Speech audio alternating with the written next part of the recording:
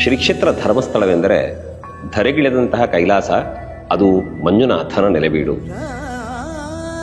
ಧರ್ಮ ಸಂಸ್ಥಾಪನೆಗಾಗಿ ಧರೆಗಿಳಿದಂತಹ ಧರ್ಮದೇವತೆಗಳು ಸ್ವಾಮಿ ಮಂಜುನಾಥನನ್ನು ಪ್ರಾರ್ಥಿಸಿ ನೆಲೆಗೊಳಿಸಿದಂತಹ ಪುಣ್ಯಭೂಮಿ ಧರ್ಮಸ್ಥಳ. ಹೆಗ್ಗಡೆಯವರನ್ನು ಆಯ್ಕೆ ಮಾಡುವವರು ಧರ್ಮದೇವತೆಗಳೇ. ಶ್ರೀಕ್ಷೇತ್ರ ಧರ್ಮಸ್ಥಳದ ಧರ್ಮಾಧಿಕಾರಿ ಪೀಠ ಅದು ಯಾವುದೇ ಜನಬಲ ಧನಬಲದಿಂದ ಮುರಿಯುವಂಥದ್ದಲ್ಲ, ಅದು ಕೇವಲ ದೈವಬಲದಿಂದಷ್ಟೇ ಸಿದ್ಧಿಸುವಂಥದ್ದು. ಆ ಧರ್ಮಪೀಠವನ್ನು ಏರುವ ಕಾಲಕ್ಕೆ ನಡೆಯುವ ಪ್ರಕ್ರಿಯೆಗಳೇನು ಅಂತ ಯೋಚನೆ ಮಾಡಿದ್ರೆ ಕೇಳಿಸಿಕೊಂಡಾಗ ಮೈ ನವಿರೇಳುತ್ತದೆ.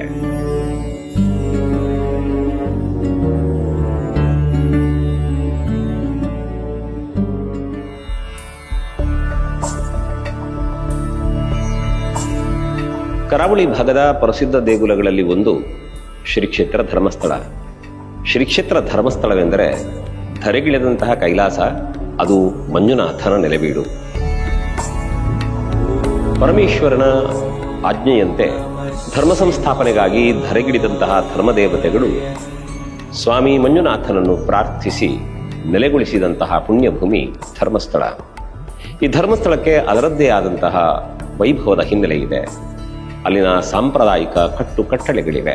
ಇದರ ಆಧಾರದಲ್ಲಿ ಶ್ರೀಕ್ಷೇತ್ರ ಧರ್ಮಸ್ಥಳದ ಧರ್ಮದೇವತೆಗಳಿಂದ ನಿರ್ದೇಶಿಸಲ್ಪಟ್ಟಂತಹ ಚತುರ್ದಾನ ಪರಂಪರೆಯನ್ನು ಮುನ್ನಡೆಸುವುದಕ್ಕೆ ಅಧಿಕಾರವನ್ನು ವಹಿಸಿಕೊಳ್ಳುವವರನ್ನು ಹೆಗ್ಗಡೆಯವರು ಅಂತ ಕರೀತಾರೆ. ಹೆಗ್ಗಡೆಯವರನ್ನು ಆಯ್ಕೆ ಮಾಡುವವರು ಧರ್ಮದೇವತೆಗಳೇ.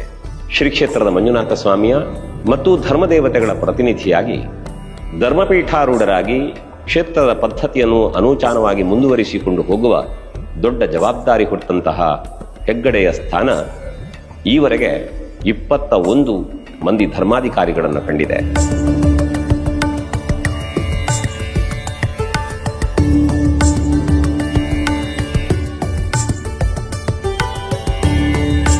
ತನ್ನ 20ರ ಹರೆಯದಲ್ಲಿ 21ನೆಯ ಧರ್ಮಾಧಿಕಾರಿಗಳಾಗಿ ಪೀಠಸ್ಥರಾದವರು ಪರಮಪೂಜ್ಯ ಡಾಕ್ಟರ್ ಡಿ ವೀರೇಂದ್ರ ಹೆಗ್ಗಡೆಯವರು.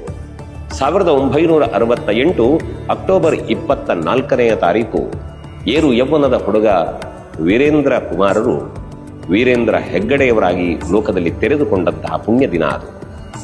ತನ್ನ 20ನೆಯ ವಯಸ್ಸಿಗೆ 21ನೆಯ ಧರ್ಮಾಧಿಕಾರಿಗಳಾಗಿ ಹೆಗ್ಗಡೆಯವರು ಪಟ್ಟಾಭಿಷಿಕ್ತರಾಗುತ್ತಾರೆ.